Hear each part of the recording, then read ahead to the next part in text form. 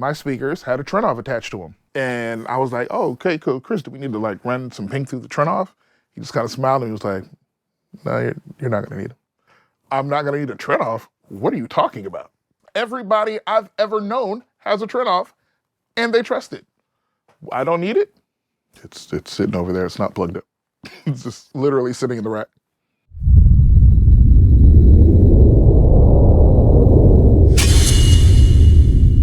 Hi, my name is George Sims. I'm a mastering engineer in Dallas, Texas, and we are here talking about the third ear AT36s and AT46s. I was minding my business, happily having money in my pocket, and then my friend calls me from NAMM. Third Ear is the name of the company. I listen to a bunch of records with a lot of hard 808s and kicks in it, and it makes the truck rumble. Now here's the catch, guess what? What's that? There's no sub. Oh. And said, hey, you're gonna buy these speakers, these are the ones. And I'm like, yeah, whatever. I don't believe you.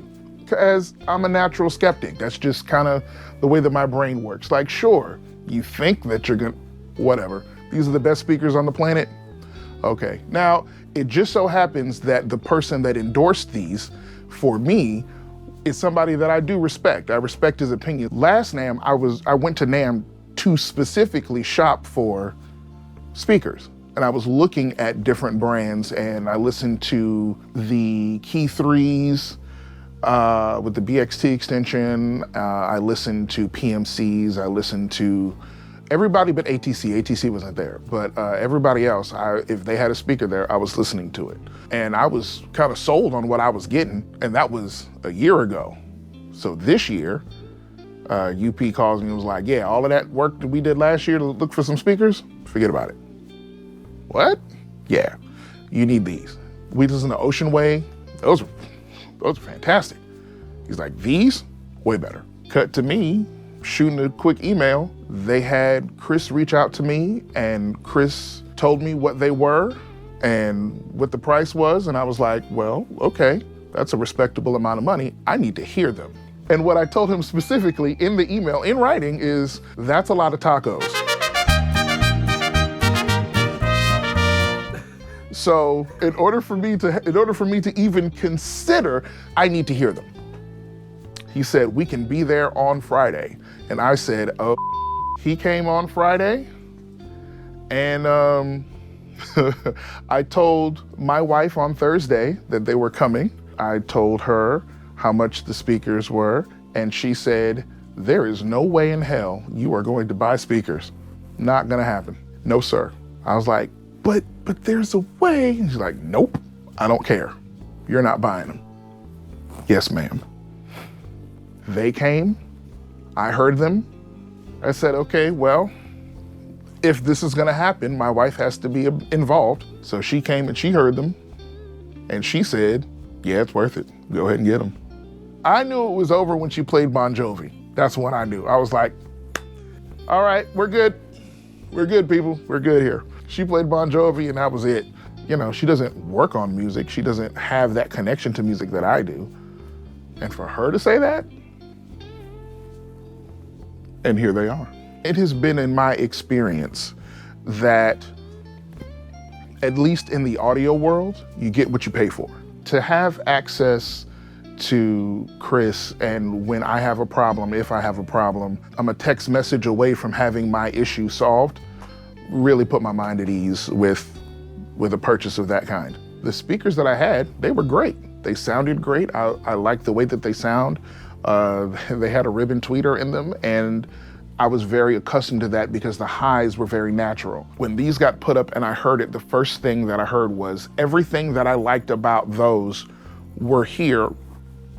The only difference is it was three-dimensional. Everything that the third ear speakers have done for me is to take what I already knew and kind of exaggerated it. So my depth of field got much wider. My left to right got bigger.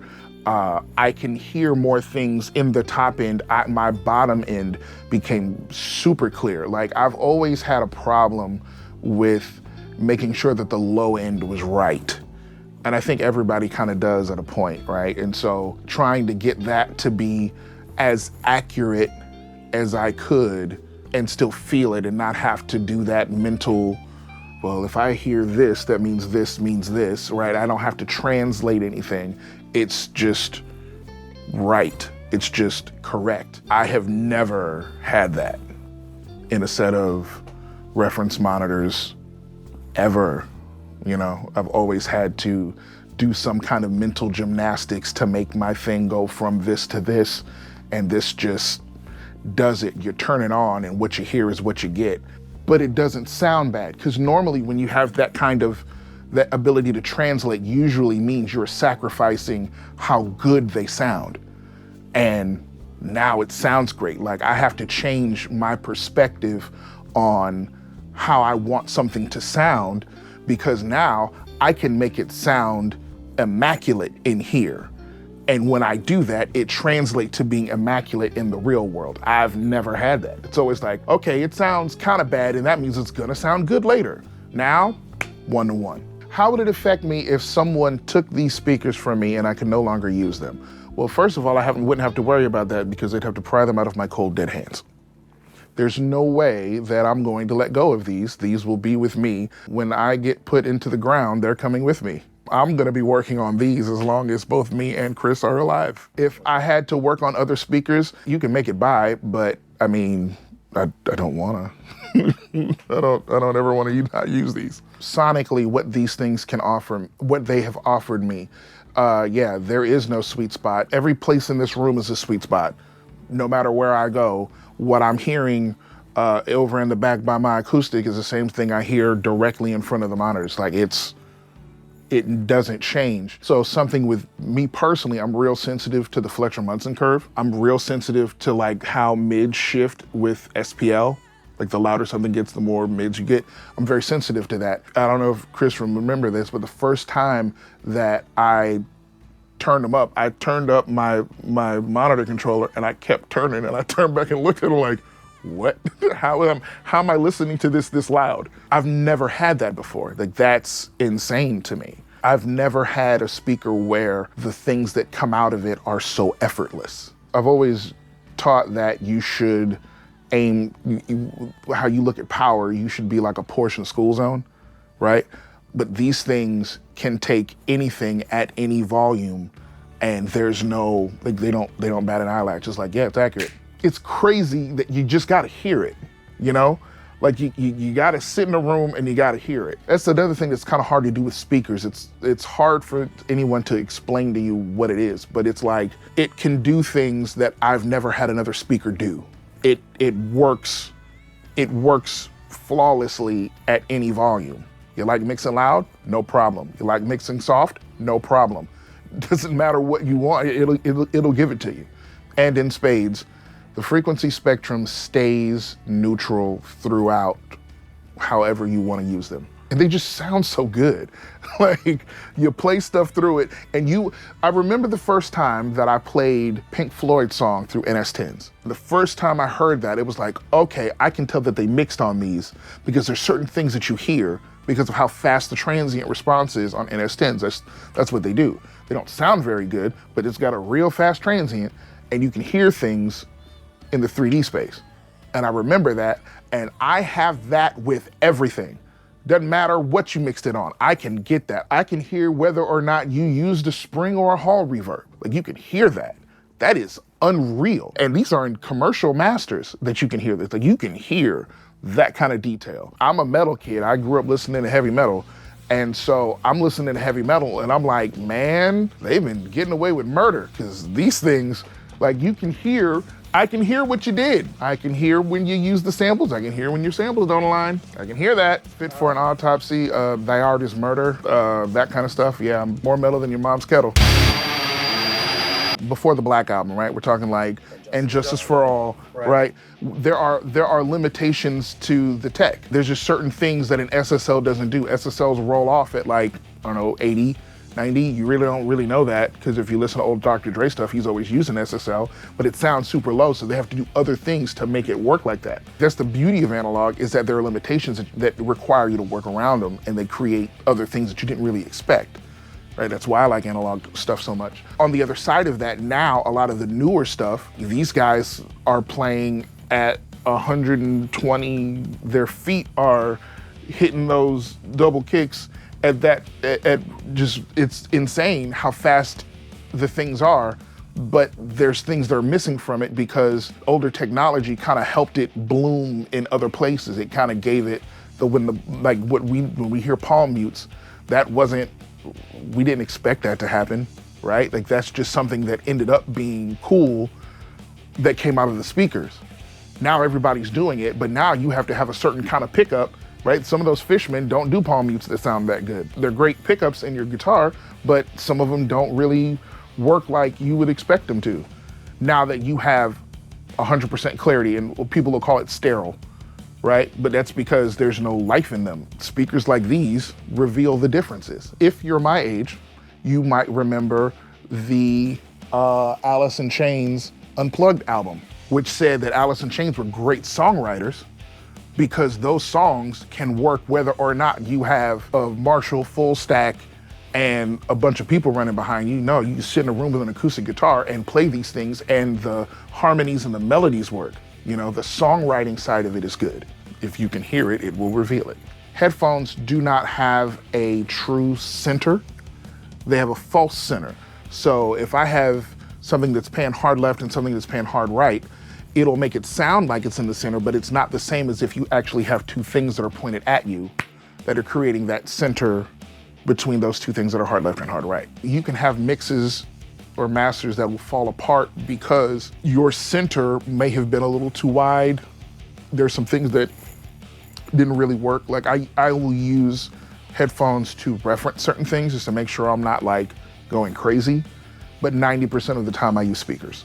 And I use different sets of speakers for whatever it is that I'm doing. So headphones can reveal certain things. I haven't really found that they can reveal things from the frequency side. It's usually more of the phase accurate side, making sure that things are phase accurate. These third ear speakers allow me to have phase accurate things on my left and my right channel. If I put something in the left side at 20%, it's at 20%. If I put it at 50%, it's at 50%. Like wherever you place it in the stereo field, your stereo field is so good. But like it's, yes, with the stereo field, but that's the thing, it's the stereo field and it's the depth. Because a lot of speakers don't really give you depth. That was one of the things that was revealing about metal to me, is that there was very little depth because everybody wants it to be crushingly loud, that there's no like distance. You don't get any of that separation that you kind of need to highlight things. I'll let you hear some of the ones that I found that are like, oh, no, they put in the work. No, this one's good. Listening on here, but like you can tell the difference. Like play your favorite one and then play this one. It's like, oh yeah, no, that's different. That's special. I hate to sound like this. I love everything about them. I love the way that they look. I love the way that they sound. I love the freedom that it gives me. I love that it allows me to work twice as fast on similar material because I can hear things. The mistakes are obvious. Like, oh, that's wrong. I need to fix that now because it's poking me in the head. I've never had the freedom to trust. That's how I got here, being skeptical, right? That's how I got in this position, but I've never had that freedom until now. And these things give me that. And it's the array. It's not just one. They have to go together. Like this array is what makes it special. Like, yeah, they look good, they sound good, and it just so happens to function. I don't know if this is gonna make sense to anybody else that does not work on music professionally, but this is the first time I've ever heard the bottom of a note. Like, and I'm talking like sub frequencies. I've never heard a speaker that doesn't strain to get to what's underneath it. You might hear a lot of low end and you might get a lot of SPL from the low end, but you can't hear like where it ends. There's a bottom, and I know we only hear to 20, sure, okay, cool, but you still feel it, right? And these subs give me the feeling like, they feel like I can go lower, even if I'm hearing something that, an 808 that's hitting at 35. I still feel like there's more space underneath it that the speakers could if it wanted to. You know what I mean? Like effortless, like portion of School Zone, man. It's just no problem. Like I've heard great tops, but subs like this, oh no, this thing is rare, man. That's why I love them. That's why I'm here. Even though I'm a metal guy, I do a lot of work in gospel music, specifically in Dallas. I come across a lot of choirs. You wouldn't think about it, but there are a lot of similarities between metal and gospel. For one thing, drummers. It is not uncommon to have 17 mics on a metal drum kit. I have had a recording session where we had 17 mics on a gospel drum kit. You wouldn't think it, but there's a lot of that. A lot of high-end musicianship, a lot of great musicianship. And those things need to be highlighted, as well as the other things that are being focused on. When I'm listening to a choir and I can hear where the phase wasn't right in the microphones, or I can hear where something is bleeding into the mics that I need to get rid of. Those things are now painfully obvious. And not just like, oh, hey, by the way, it's like, hey man, hey, you need to get rid of this. This is gonna destroy the record. Like the tiny things. I remember watching people add triggers to drum kits and thinking, why are you going through all of that to make them phase aligned? Like, that's kind of silly, right? It's just drums. I can hear it now. I'm like, oh no, we gotta tighten that up. You know what I mean? Like like the mistakes are obvious. I know how to fix them, but most of the time you can only fix what you can hear. So now that I can hear these things, now I go, oh, nope, go ahead and fix that, all right, and oh, nope, go ahead and fix that, and oh, nope, gotta fix that now. So all of those things that I would have had before, or that I would have had to fix, now I can fix them, right? In a mastering context, when I get sent finished mixes and it's time for me to master them, I need to be able to hear the things that the mixing engineer couldn't, because there might be something in there. His speakers might not be phase aligned. She might not have had enough low end in her room. So she juiced it down at the bottom, and now I gotta roll that on back, respectfully, right?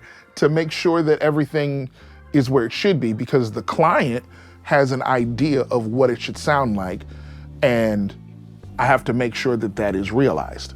Being able to hear that now, and it's obvious what's going on, saves me more time, allows my end product to be better. I played a song from Jacob Collier, Bridge Over Troubled Water.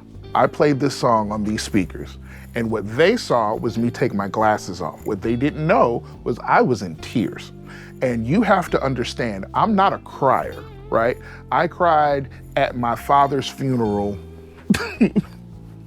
I cried, as a kid if I did something bad and I got a whooping, but I'm not a crier.